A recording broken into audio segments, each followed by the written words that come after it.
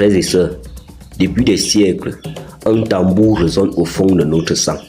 Il appelle chaque Africain à se souvenir de sa grandeur, mais beaucoup ne l'entendent plus. Souvenez-vous, le fleuve ne renie jamais sa source. Notre source, c'est la dignité, le courage et la force. Nos ancêtres bâtissaient des empires. Ils maîtrisaient la terre et le ciel. Aujourd'hui, notre mission est claire. Réveiller le roi qui dort en nous. L'Afrique ne renaîtra pas par des discours, mais par des hommes et des femmes qui ont retrouvé leur feu intérieur. Partie 1. L'oubli du guerrier. Il fut un temps où l'homme noir se tenait droit et fier de sa peau. Mais l'histoire a voulu qu'un voile tombe sur notre lumière. La colonisation et l'esclavage ont sémé le doute dans nos esprits.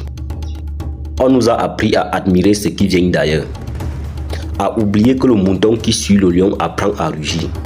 Pourtant, même en captivité, nos ancêtres chantaient la liberté. Même dans la douleur, ils gardaient leur dignité. Car le lion peut être enfermé, mais jamais apprivoisé. Voyons Soundiata Keïta, fondateur de l'Empire du Mali. Malgré sa jeunesse et ses obstacles, il a uni les peuples mandingues et a créé un empire prospère. Son courage nous rappelle que la grandeur naît de la résilience. Partie 2. La bataille du mental. Le plus grand combat d'aujourd'hui n'est pas sur les champs de bataille, mais dans nos esprits. Celui qui contrôle ses pensées contrôle sa vie. Regardez Thomas Sankara, président du Burkina Faso. Il a défié les forces étrangères, promu les droits des femmes et montré que l'indépendance commence par le courage de penser librement. Regardez Patrice Lumumba. Il a payé de sa vie sa volonté de libérer son peuple. Son exemple nous enseigne que le vrai combat exige du sacrifice et de l'intégrité. Comme disait Sankara, nous devons oser inventer l'avenir. Ce futur commence par chacun de nous ici et maintenant. Partie 3. L'esprit du guerrier noir. Être un guerrier, ce n'est pas porter une âme, c'est porter une vision. C'est d'être prêt à se battre pour sa dignité, sa famille et son continent. Voyons Shaka Zulu qui transforma les Zoulous en une force redoutable. Il a redéfini les stratégies militaires et a montré que l'intelligence et la discipline forgent les vainqueurs. Et Samoré Touré qui a résisté aux colonisateurs français de l'Afrique de l'Ouest, établissant un empire puissant malgré l'adversité. Sa vie nous rappelle que la persévérance est le feu qui transforme les hommes en légendes. Celui qui se connaît n'a plus peur de ce qu'il affronte. Réveille ton esprit, la douleur forge les rois. Le feu qui brûle l'argile, c'est le même feu qui purifie l'or. Partie 4.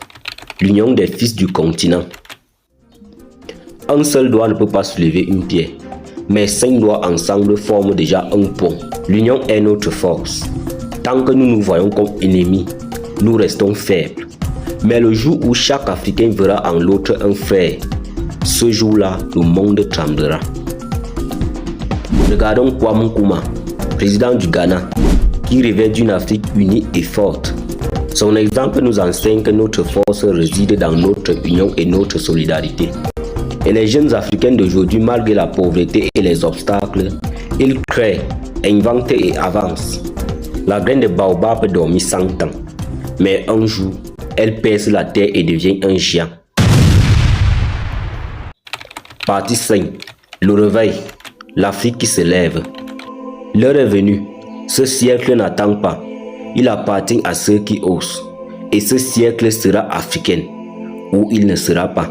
Être africain, ce n'est pas crier, c'est construire. Ce n'est pas se plaindre, c'est agir. Ce n'est pas haïr, c'est s'aimer soi-même au point d'inspirer le respect. Il faut comprendre ceci. Quand il n'y a pas d'ennemi intérieur, l'ennemi extérieur ne peut rien. Lève-toi, guerrier noir. Le monde t'attend. Tes ancêtres te regardent. Le tambour du destin bat déjà ton nom. L'arbre du futur se plante aujourd'hui. Plantons-la ensemble.